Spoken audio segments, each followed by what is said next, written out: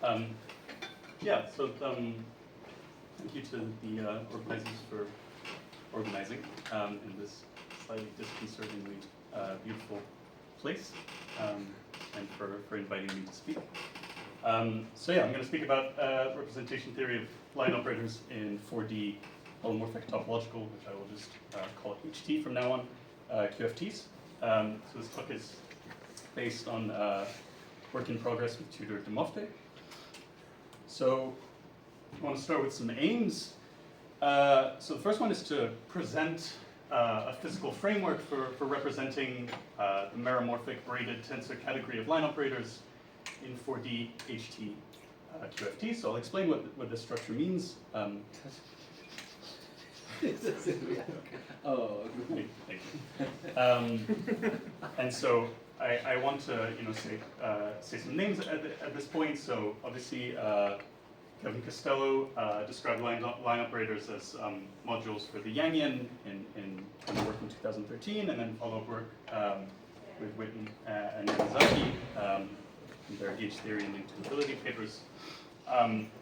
Other people that should be mentioned are Davide Gaiotto and collaborators on work on giving models for line operators in 4D n equal 2 theories in the HT twist. And finally, I should Jan Sobelman came up with the structure of a meromorphic braided tensor category, the dying breaths of the 20th century. So a second objective is to give a physical realization of certain cohomological Hall algebras and their chiral relative Drinfeld doubles. So I put it in quotation marks because this is not a fully developed mathematical structure. So Litvinsev and you are currently a work in progress to make this a rigorous piece of structure. So these relative Drinfeld doubles go back to Rigide, and it's also work by Laugwitz on such things. And there's also work in progress by Fujita, Soibelman, Yang, and Zhao in applying, or at least doubling the Koha in some sense. So third aim is to give physical significance to Drinfeld deformed type coproducts and their Drinfeld twists. So key work is by Gautam and Toledano Loredo, and also with Curtis Van Den. So the aims, what's the plan? So slightly repeating myself, but give a model for the category of line operators in 4D HT QFTs in a very general sense. Also introduce Tanakian QFT for HT theory. So what is Tanakian QFT? Basically, it's to use a pair of boundary conditions to extract a state space from a line operator, and then to describe said line operators as modules for an algebra of linking boundary defects. So this is a physical avatar of categorical reconstruction theory, also known as Tanaka-Krein duality, and it's a chiral extension of work by Tudor and Wenjun Liu in 2024, where they applied this scheme to essentially Rosensky-Witten theory. So we're going to apply it to the HT twist of 4D n equal 2, and we're going to engineer boundary conditions for BPS states with parameter and moduli flows in Seiberg-Witten theory, following some of the strategy that can be found in Chakotay, Cordova, and Bafa in 2011. So this is going to be more or less a black box, like actually doing this means finding explicit functions, but we're not going to do that. We're just going to argue that we have enough parameters to be able to do so. And in turn, we're going to build an algebra that we're going to call a BPS Yangian and relate it to cohomological Hall algebras. So I should start with maybe a description of what line operators are, or a description that will be useful in this talk. So let's consider a 4D HT theory T with local operators curly A on just flat space. So a copy of C and a copy of R2, and the theory is holomorphic on C, and it's topological on R2. So examples, as I've already said, are 4D Chern-Simons and the HT twist of 4D equal 2 theories. These will be like very key. Both of them will be important. So for line operator, we take a topological quantum mechanics with state space V and local operators B and the n-morphisms of V at a specific point in the complex plane and on a curve inside R2. We place this topological quantum mechanics inside our 4D theory, and we choose some BRST invariant coupling between the quantum mechanics and the 4D theory, which is just some exponentiated integral of the product of operators in the bulk theory and the quantum mechanics. So I've written it in this like highly specific way, just because I want to just quickly say that BRST invariance is equivalent to this coupling being the first descendant of a Markov-Tan element of the product of the local operators on the line and in the bulk as an A-infinity algebra. And I want to say that this whole strategy of lines here, this like perturbative setup, is really due to Kevin Costello, and also is outlined very nicely in a paper by Natalie Paquette and Brian Williams. And obviously, integrating descendants to create defects goes back to Witten a very long time ago. So what line operators are category of line operators. So they, at a specific point in the complex plane, I have like a bunch of line operators that are all at this point in the complex plane, and they form a monoidal category. Just let's say a tensor category. So this is a drawing that should be relevant. So the tensor product comes from setting the curve just to be the time axis going up the page. And we can do this just by topological invariance of the theory. Just straighten things out as long as there's nothing else in the way, but it's fine. And we just bring lines together, and this is a new line operator, so we should have a tensor product. And morphisms are local operators at junctions, as you can see on the right. So just whatever local operators I can put there, they give me BRST invariant. So this is not symmetric, not required to be symmetric, or what do you mean by symmetric? like tensor products like this and like that a priori are not related. Yeah. This is not a braided. There's no braided. Not braided. Yeah. Because I'm at a point in the complex plane, so really these are like 2D line operators. Mm-hmm. But we want to get a category of lines in 4D, so we need to consider a family of functors, which I call OPE, which basically says I take a bunch of different line operators at different points in the complex plane, and I pick some other point in the complex plane, so in this point, in this case Z, and I ask which line at Z is equivalent to this like collection of lines at other points in the complex plane in all correlation functions with insertions sufficiently far. So this just gives me like a bunch of different functors. And I can schematically consider all the categories of all lines at all points in the complex plane and basically quotient out by these relations. You can also think of this quotient by just putting like correlation function brackets around this big box product. Okay, so this category C is what I will refer to as the category of line operators in the 4D HT QFT. So at this stage, it's really, there's no structure yet. Sorry, about previous slide. Yeah. Again, what is this OPE? So you have line of something endpoint Z1, Zn, Yep. and then something in Z. What is the relation between Z and this point, Z1, Zn? They behave identically in all correlation functions. So, I mean, for any Z1, Zn, you can, and any Z, there is such map, Yeah. or it is some sort of limit, it depends on some choices. Why such map exists? You can think that maybe something to consider just with two lines. Let's say we have two lines. I have two lines at different points in the complex plane, and maybe they're separated in a topological direction.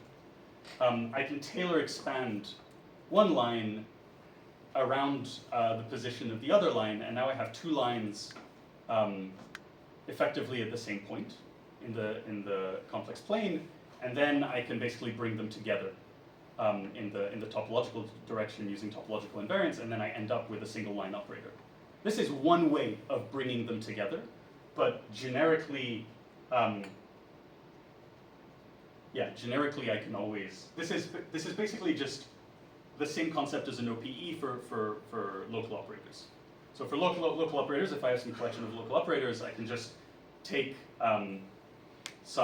I can basically take like some big link of them in space-time and think what local operator, I can take, okay, so I have a bunch of local operators in space, I take some sphere around them, and I ask which local operator in the sphere is equivalent in all correlation functions. And this is just something you can do. There is always such a local operator. This is like this is what an OPE is in QFT, and I'm just upgrading it to line operators, which I'm allowed to do because I can think that I can reduce along the direction of the line. I get to QFT, the lines become local operators, and it's just a standard concept of I don't know standard concept, but it's an OPE.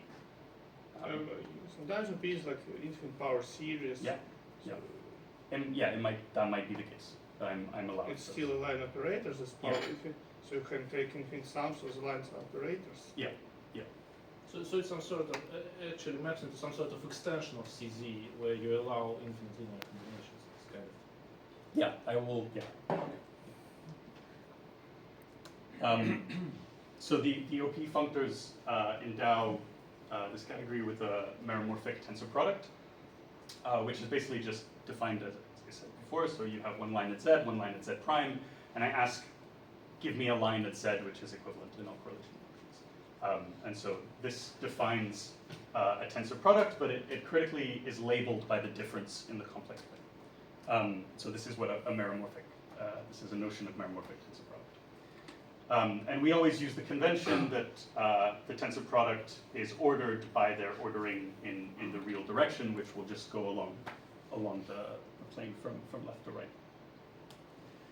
So we can also deform the lines such that they swap positional order in the Rx direction, and this would give such a map, which gives a meromorphic braiding, which is again labeled by the difference in the complex plane between the two positions of the lines.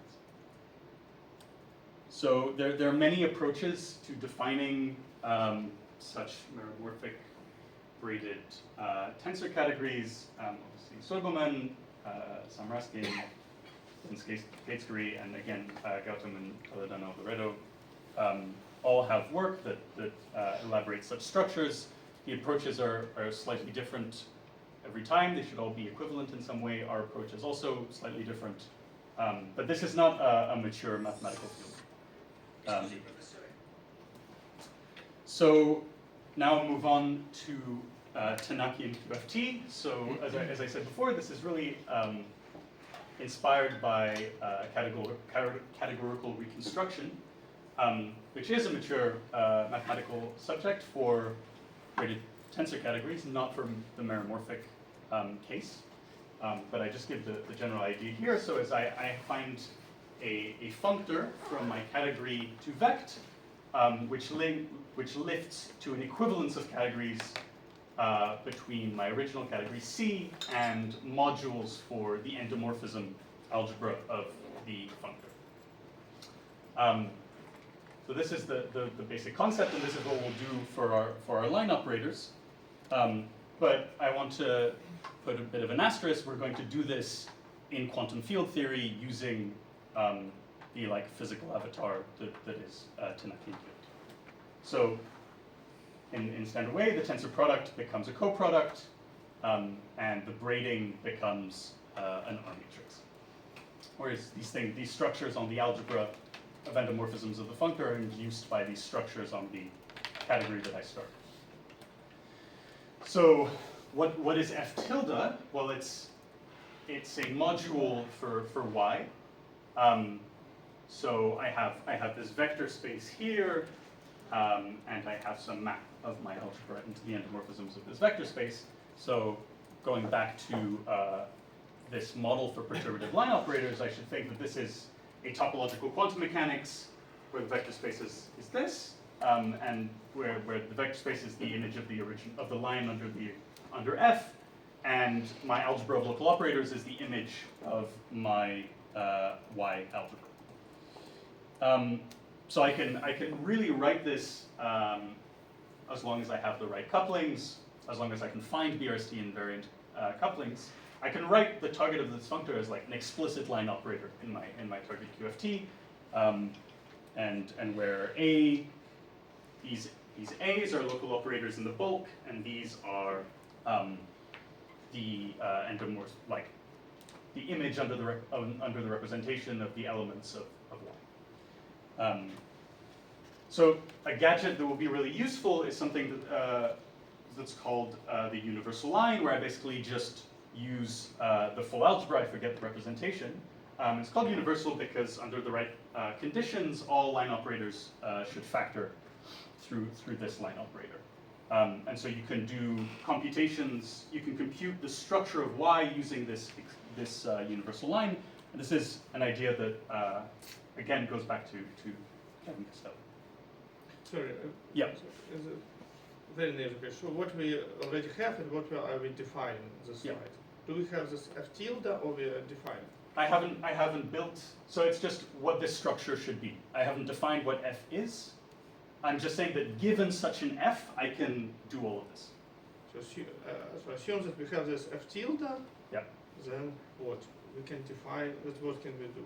So if given I have this F tilde, the image of a line is now a Y module. Y module is a vector space and some image of my Y algebra on the endomorphisms of that vector space. And this is exactly the data of a topological quantum mechanics. It's some vector space of states and some algebra that acts on that vector space, which are my local operators of. So I can just reinterpret this module as some vector, as some topological quantum mechanics. So it's the same data. And then given that data, I can write down a line operator in the perturbative setting, given that I have the appropriate couplings in the bulk, but this is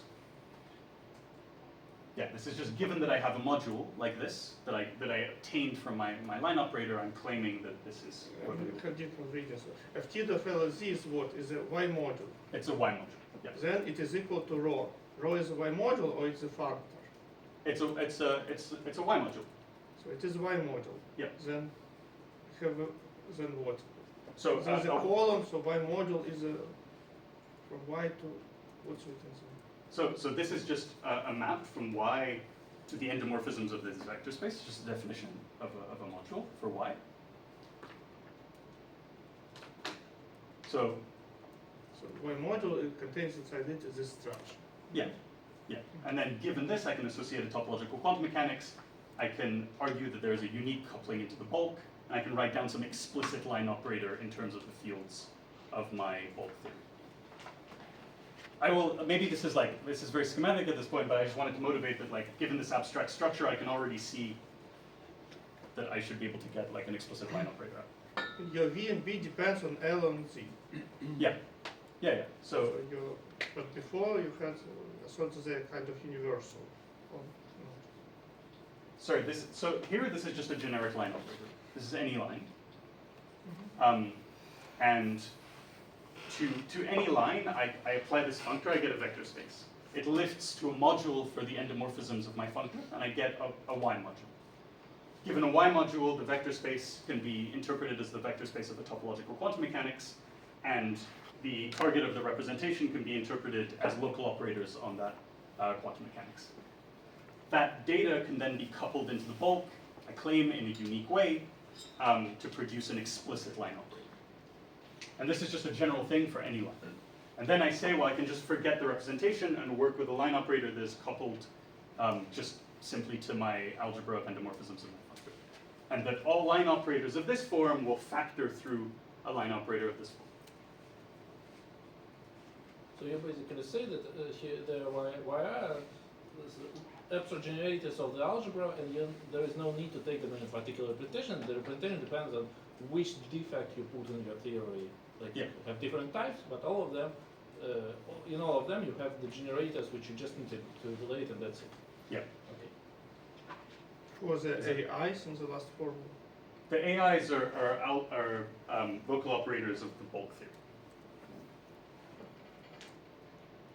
Misha, it's like a universal R matrix. Yeah, it's like, this I understand, but I don't understand what's defined, what we are defining.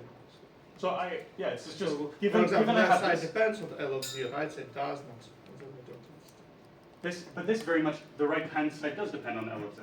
And the last formula doesn't. So this is a universal line. This is a specific L. It's like, it's a specific one, and it's this. So it's not that there's a dependence or not, it's just this is a single object. You can think like, the endomorphisms of this object will give Y, if that helps. So building an actual F in quantum field theory. So the idea, as I wanted to motivate in the previous slide, is that F will associate a state space to every line operator. And the way to do this is you choose a pair of transverse and complete boundary conditions for the theory T, which was first, this sort of scheme was introduced in this work of Tudor and Wengen in 2024. And I just label the boundary local operators of the two boundaries, AD and AN. So D is an avatar for Dirichlet, and is an avatar for Neumann. This is sort of what you should think. So what does transverse mean? It means that the theory T on an interval geometry with the two boundaries at each end of the interval is trivial. So this is just an equivalence where I can sort of squish my boundaries together and annihilate and get nothing. Complete is the statement that D and N can be coupled together to produce the N-empty interface in the theory. So I can think that I have one copy of my theory on one side, another copy of my theory on the other. I glue them together with some coupling, and this is equivalent to just having one copy of my theory. So something to say is, if the support of the two boundaries has no boundary itself, so there's no corner, we can insert a BRC invariant coupling into the path integral in this fashion, and this is just what this is, where again the coupling is sort of taking a local operator on one boundary, local operator on the other boundary, and this is what's gluing the two copies of the theory together. Again, there's something about more Coton elements, which I can skip. And if the boundary is non-empty, so I have some copy of C, so I only glue on a half space, there's going to be a BRST anomaly at the boundary, and I need to couple in some additional chiral matter on every copy of C in the boundary. So given this coordinate system, time goes up, space, like x-axis goes to the right, and the copy of C is going into the board, and so I couple in some chiral matter at the boundary of my gluing, and then this, I can simply use the completeness here, and so this disappears, and I argue that at every seam between my two boundaries, I need to insert this chiral matter. Okay. And my functor is the following, so it takes a line operator, and I consider states on a transverse slice to the line between my two boundary conditions. Okay, so the image of the functor will always be in green. This will be important. So Y, which we call a spark algebra, this is supposed to be an endomorphism of my functor, so it should be something that acts on my functor and then acts on the vector space. And these come from holomorphic surface defects living on the boundary. So they link the line, they're copies of C, and they act by passing through the slice on which I evaluate my states. And a key thing is that Y always splits into defects that live on one boundary and defects that live on the other, which we'll call HD and HN. So there's an algebra structure from collisions. If I have a spark here and a spark there, I can simply squish them together and get another one. So that's where the algebra structure comes from. So we can give just an explicit model. Say I have A is a BRC invariant operator on D. I can build this defect just by taking the first descendant and multiplying by Zn to the dz, and because I'm in a holomorphic topological theory, this is fine. Like modulo some caveats, sometimes there's addressing involved, but let's not worry about that. This is the sort of thing that you should have in mind. It's a very explicit physical thing in QFT that you stick on these boundaries. Sorry, but before you do this algebra on the boundaries, so the choice of D and M, Yep. is there a family of choices or is it a single choice? You fix it once and for all, or do you want to change it in the process? So in this framework, you pick a fixed one, but there may be different choices. It's not necessarily a unique choice. It's definitely not a unique choice in But certain you will work with one. I will work with a single choice. Okay, so a really critical thing is that we get a coproduct on this algebra. So I'm sorry for these drawings. So I will try and explain.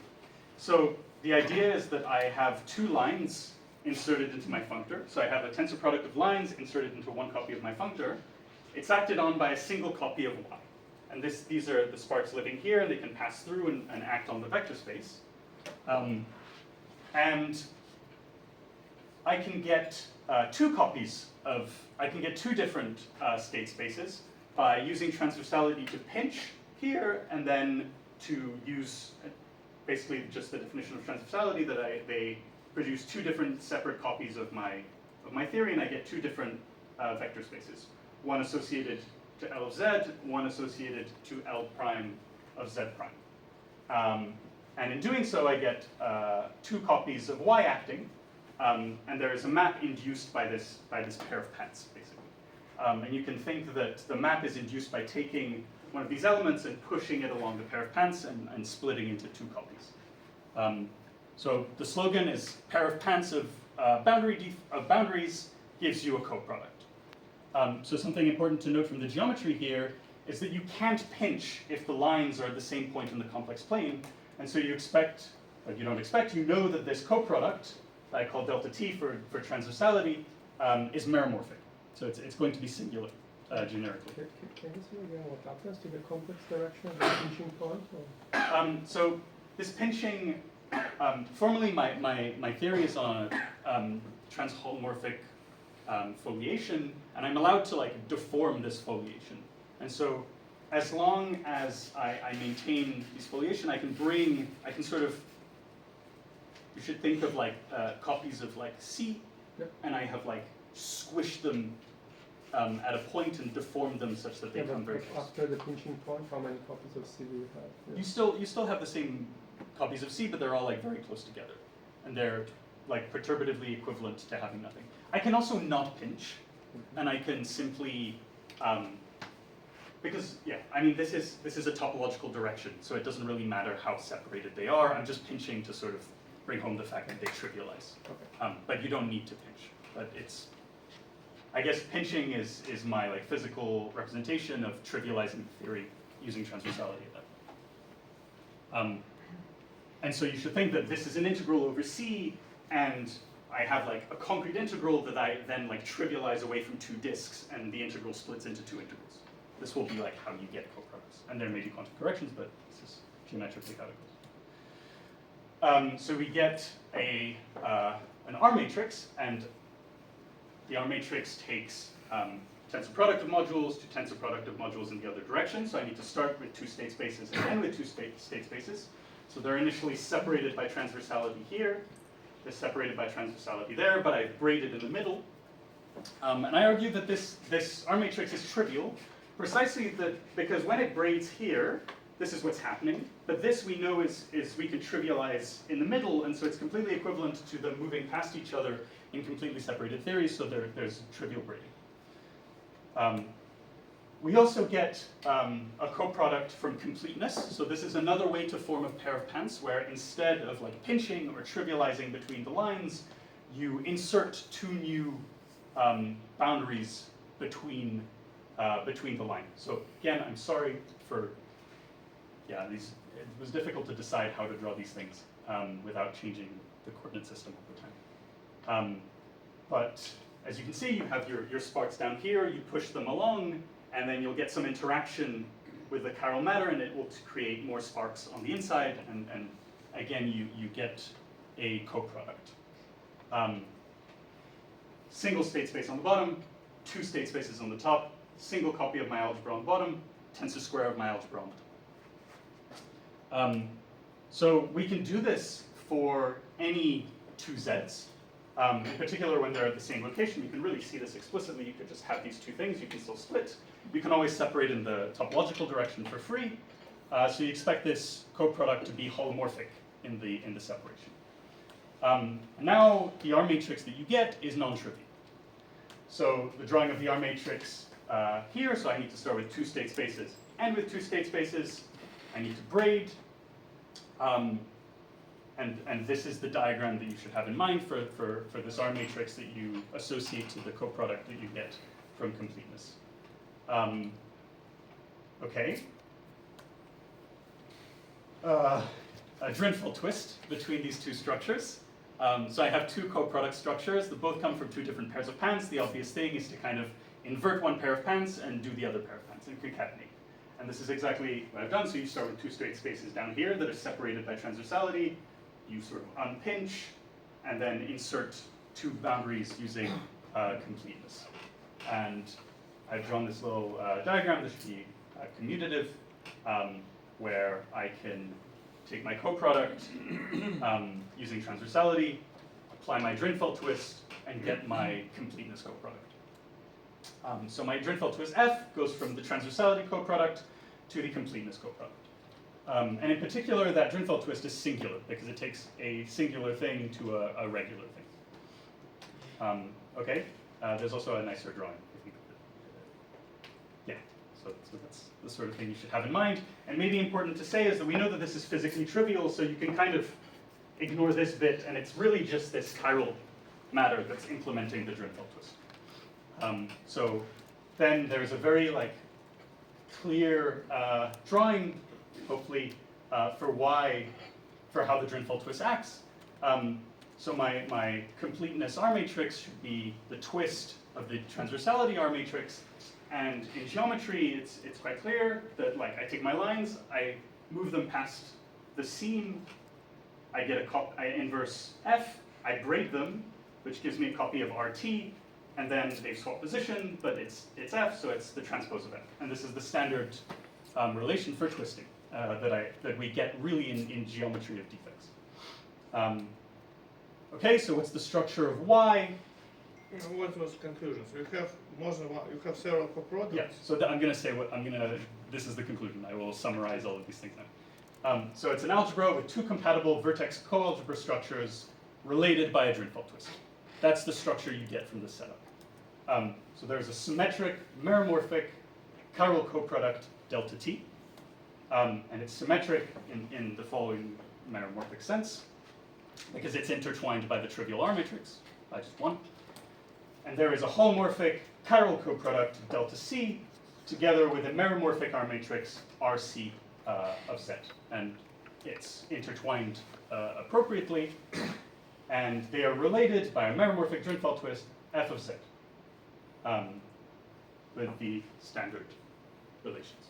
So this is the structure you get from Tanaki and QFT applied in 4D HT fields. This is the algebra that you obtain.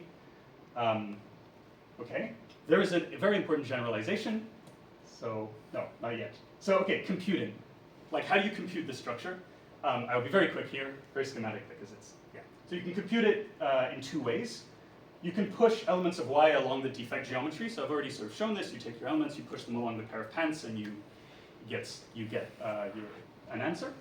But you can also compute correlation functions of the universal line. Inside defect geometry, using Feynman diagrams, I'm not going to say much, but I will just put a drawing of the a Feynman diagram that contributes to the computation of the Drinfeld twist, and it's something like this. They sort of interact through the chiral matter that you put at the seam. And this really, for electric matter theories, this really just gives you the Drinfeld twist, on the nose, only this diagram, which is very nice. Okay, so there's a very important generalization to interfaces and nested fiber functors. So now, instead of having a single boundary condition, I have a stack of interfaces on each side, and each pair of interfaces labeled by the same number are transverse and complete in the same sense, except that, so I can think of a boundary condition as an interface to the trivial theory, replace the trivial theory by simply a simple theory, and just apply the same logic. So you should think that this gives me a functor from my category of lines here to a category of lines here, just by sort of wrapping my line into a tube to give me another line-looking thing. That's not, I hope you just believe me on this one. Critical example of what these interfaces are, you can just think that like you place boundary conditions on gauge and matter fields one at a time at different points in your space, and that you use the appropriate transverse and complete ones. An important consequence is that now your surface defects live on different interfaces, and so the splitting is not just into two boundary conditions, but it splits into this big stacked tensor product of surface defects living on all the interfaces. So this is, and you, for every pair of boundaries, I get to choose whether I use completeness or transversality to produce a vertex coalgebra structure. And so I now get 2 to the n structures from this choice at every pair of interfaces. And finally, this sort of idea of nested fiber functors for like braided tensor categories and other categories is sort of elaborated on by Majid, and we have a sort of chiral extension of this. So the generic thing is that endomorphisms of a functor is an algebra object in the target category, and so now for every pair I have a vertex by algebra pair of vertex by algebra objects in the target category. It's not necessarily super important, but there's more to say, but it's maybe not the focus. So okay, so good. I think I'm maybe on time. So let's apply the above framework to for dn equal 2 theories in the HT twist with the cohomological algebra, which is just take as the algebra of BPS states in mind. And I want to say that like there's a lot of work that goes into this intuition. So there's work on Schur indices and causal dual to cohas, and like Davide Gaiotto has done a lot of work on this, and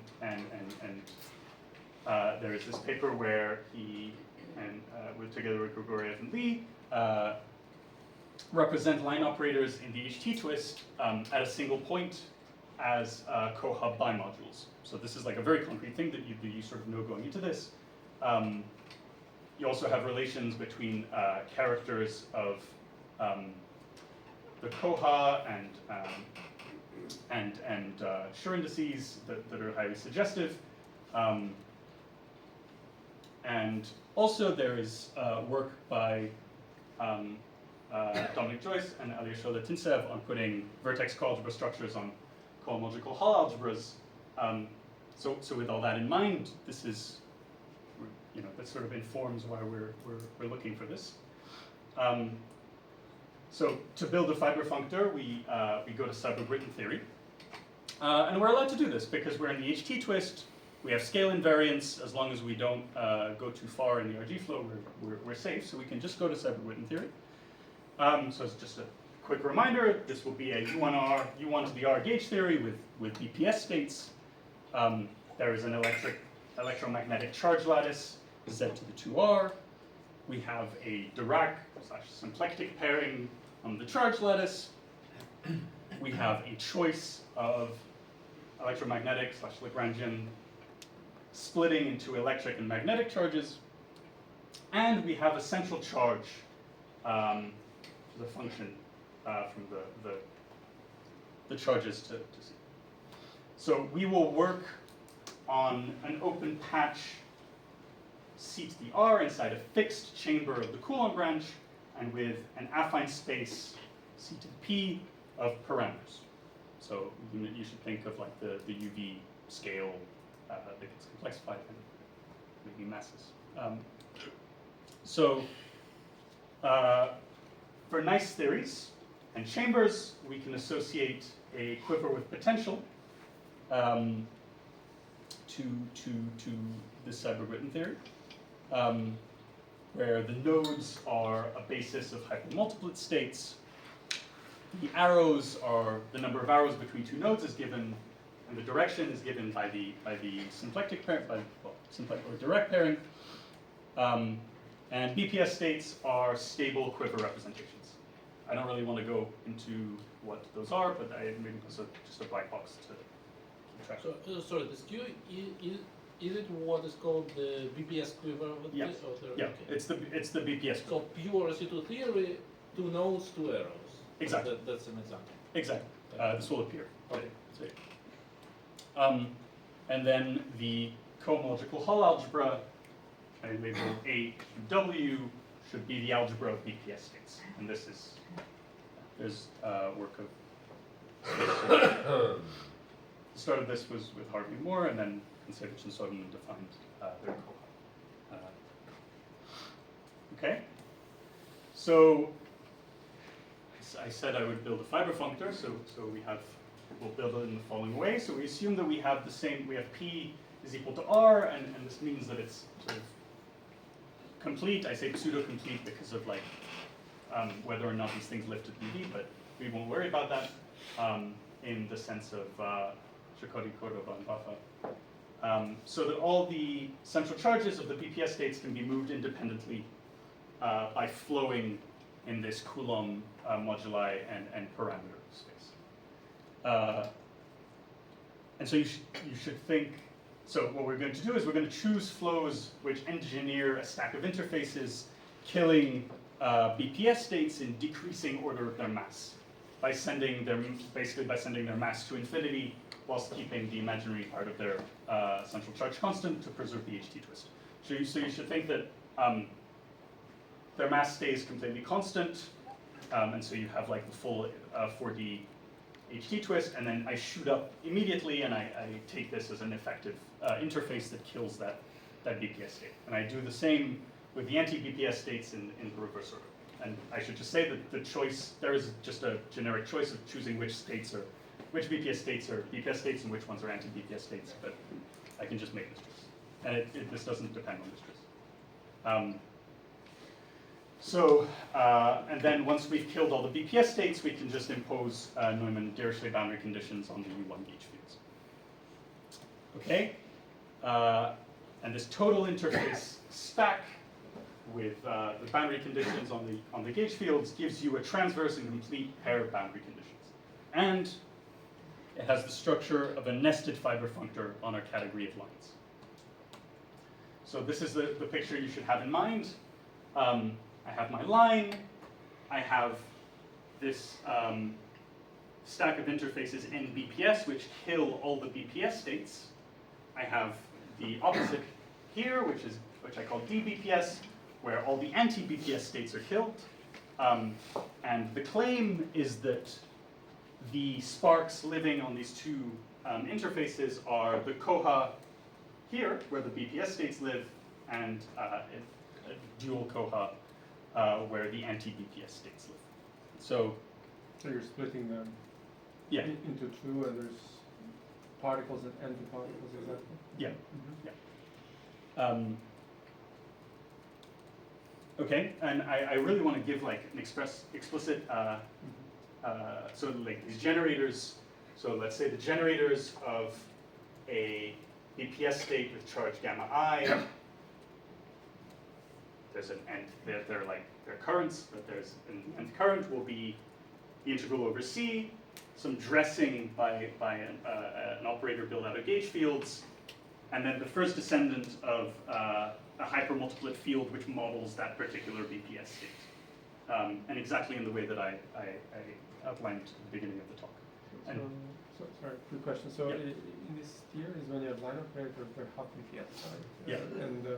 And then there's a choice of which half of the supersymmetry to preserve. Is it related now to where you choose to split the spectrum? Like, BPS states, as you said, they're complex value central charges. The phase of the central charge determines which half of the supersymmetry they preserve. And so you're scanning over all of them. Mhm. I guess I'm asking which half of the supersymmetry are you preserving in this So setup? in the HT twist, you pick the specific supercharge to twist by, Okay. and I think that that's what specifies. Okay, so you just want a single supercharge. Yeah, you, well, so, I'm not sure. Okay. Yeah. I can think about it. But a choice has been made at this stage between BPS states and Yeah, anti-BPS. it probably belongs to this half BPS superalgebra that's selected by, how you split the particles versus antiparticles. But then, okay, well, let's discuss it. But you need a sequence, like you have the sequence of BPS particles, so you go over the angles, I guess, over the phases of No, this phase stays fixed. So what you're scanning is you're moving in parameter and moduli space. The specific angle stays fixed. Okay. But so the result, as per the general formula before, is one copy of the koha, some copy of the sparks that I associate to the boundary conditions on the gauge fields, and then the dual koha. And this is the algebra that we call a BPS Yangian, which should be the relative chiral double of the cohomological Hall algebra. Is it a proven fact or is it? So we compute this algebra for specific examples, and I will show formulas. So yeah, this is maybe like a conjecture, very strong conjecture, and we do actually compute it for simple quivers. Basically using these, like we really compute using these in Feynman diagrams explicitly. Okay, and I should just say that YU1R is like basically a completion of R copies of the Yangian of the cotangent, the algebra to GL1. Maybe it doesn't matter. Okay, so this is the structure of YU1R. So it's a bosonic and it's fully commutative. It's built out of integrals of the curvature of your different gauge fields, which are like local in different duality frames, but you can multiply it by z to the n.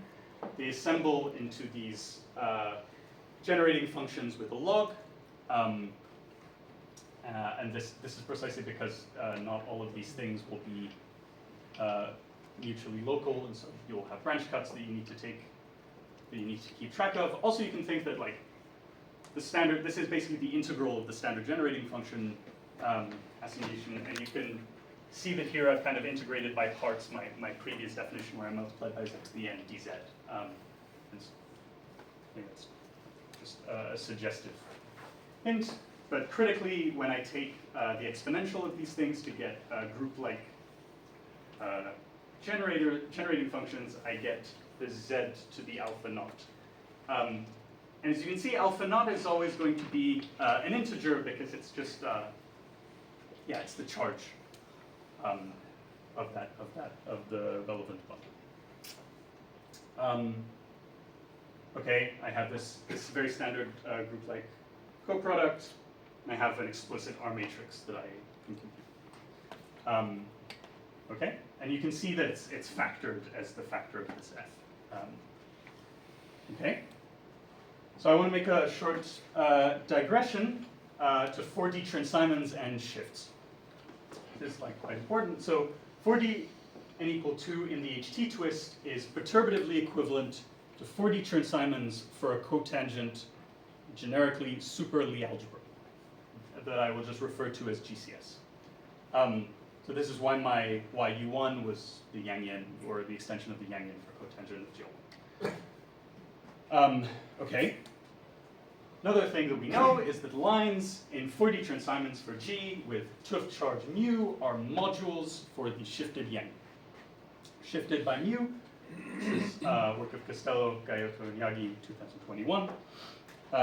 Okay, so we know these two things. So we expect that the meromorphic braided tensor category of lines, whatever it may be, in 4D Chern-Simons should be some big direct sum over modules of all different shifts. And like importantly, this should be sort of an extension, completion, whatever word you want to say, of this category O shift studied by Hernandez and Zhang in 2024. And they define a tensor product structure here, and between, on certain tensor products, they define some R matrices. But it's not a meromorphic braided tensor structure. But this is what, from like physical considerations, this is what you expect this thing to have. What I want to say is, yeah, okay, so I have this perturbative equivalence to 4D equal to in the HT twist. Do I expect something similar in 4D and equal to, where maybe I have this shift, like I have some shift of some kind, and yes, this is sort of the main conjecture of our work, is that the category of lines in 4D and equal to in the HT twist breaks up as this big direct sum from modules for the like relative, for the chiral relative double, whatever that may be rigorously mathematically, of the cohomological Hall algebra, where this shift is like the basically like the relevant co-weight of the charge of the BPS states, where alpha this vector is basically over all BPS states. So it's very analogous to the way that the shifted Yangian works. And so maybe something important to say is that for G-gauge theory with T star and matter, the category of lines in the HT twist should be this Coulson-Williams category of Givo equivariant sheaves over the relevant BFN space. And so these are supposed to be the same object. And yeah, I should say that Fujita, Soigom, Yang, and Zhao are basically trying to get a representation theoretic model for this category. I don't know at what stage their work is, but yeah, that's also work that's being done on this category. Okay, so said I would have some formulae. So these are for acyclic quivers. So in the case of an acyclic, which means there's no potential, BPS quiver Q, with a chamber in which all stable representations are rigid.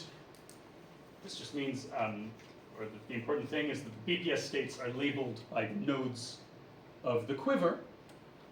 So examples are the A2 theory and pure SU2, both in the strong coupling chamber. You do indeed get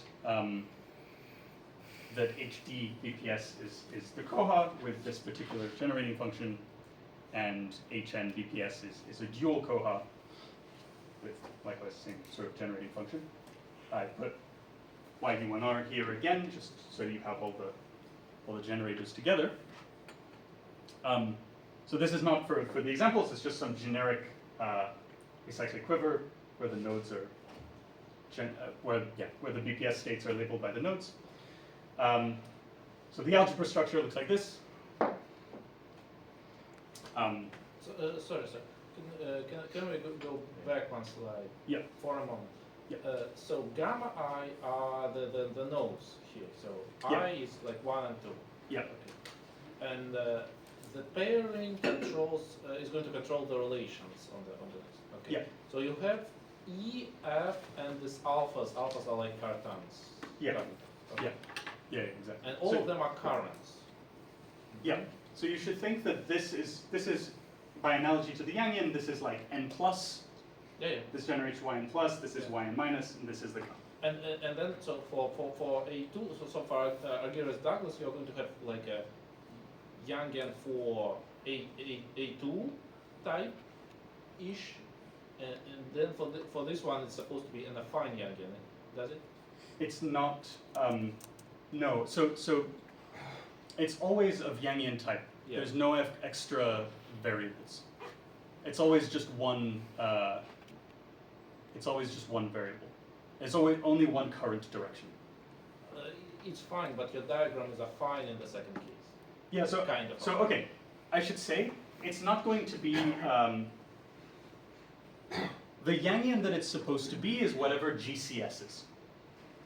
And GCS, in this case, is a cotangent Lie algebra, cotangent super Lie algebra, where it has 2 copies of U1, so it's T star of U1, direct sum my electric matter representation, and it's T star of this thing. And so it's, I wouldn't say, Okay, yeah, it's not quite just that you take A2. I see. Yeah, Okay. like the product is the like the Koha product. So it's, yeah, and likewise over there, it's the same GCS, but the pairing is now 2 instead of 1. So the relations are going to be modified. Yes, yeah, and you can see in the slide. So the relations are going to be the same for A2 and SU2, but they're just modified by having a 2 here for SU2 rather than a 1. But E's and F's are still fermionic. Yes, yeah. Okay, do you expect something like this for all quivers with just any number of ions? So this is, with 2 nodes, I mean, like all the Kronecker, generalized Kronecker quivers. I think so. But that statement, yeah, the statement about all stable reps being rigid needs to hold. Like the Koha, I think for this the Koha needs to be. All generalized Kronecker quivers have a chamber where that statement is true, where there's only one BPS state for each of the nodes. Then yes. By the way, we should hurry up a bit. Okay, so yeah, I'm nearly done. There are 4 more slides, but they're just the call structures. So, okay, so yeah, Feynman diagrams. This is computed really with Feynman diagrams. And maybe the critical thing here is that the EF relation is precisely shifted in the same way as the EF relation is shifted in the shifted Yang. So that's, yeah, just something to okay, so if I use transversality for both the BPS interfaces and the gauge interfaces, I get the structure, I get a trivial R matrix, I get some symmetric coproduct. I'll skip over this because it's one structure, it works. The more interesting one is where I choose transversality for the BPS interfaces and completeness for the U1 interfaces. And I get this R matrix, which I already wrote down for YU1R, which is RC for YU1R, which is some thing built out of the Cartan generators, and I get these coproducts, which I suggestively label with a capital D, and yeah, I think several people in the room can recognize these formulae.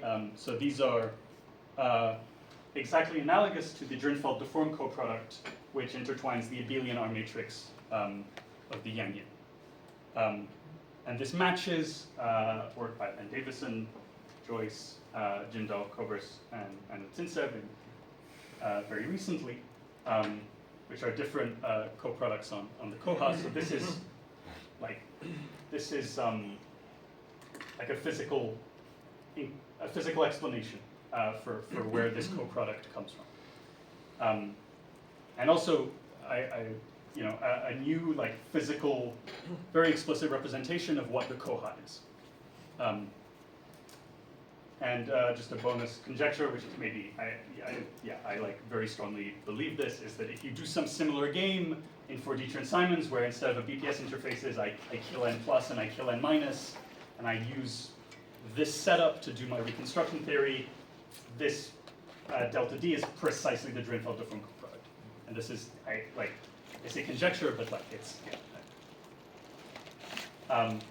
Now, if we do completeness for both the BPS and the gauge interfaces, so we twist by some twisting element made up of BPS and anti-BPS states, and so at like leading order it looks like this. So that previous diagram that I put up before produces this, but there will be additional interactions, and it's hard and we sort of to be decided or to be explicitly computed. But yeah, I want to say that we expect some wall crossing formula to arise out of this twisting element. And this twisting element should, yeah, you maybe expect something that contains the information of the spectrum generator. Yeah, so, thank you.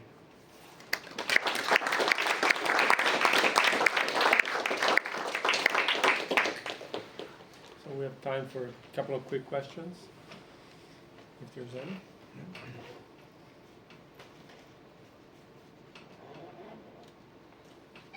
So I have one. Have you thought about so you built this out for tiers with this property that are complete, right? Yep. Well, actually, and you also mentioned these works of Tchaikovsky, Cordova, Logic, and so on. Well, it so happens that many of those complete tiers happen to be also type of class sets, right? So, Okay. so they have a geometric description. There's some classification of line operators, geometric objects on the UV curve. Have you thought about So, your construction in geometric terms? so no, but you say classification of line operators, these are like loop operators. Yes. So yeah, the loop operators should be the K-theory of this category. So they're not the same I see. objects. So,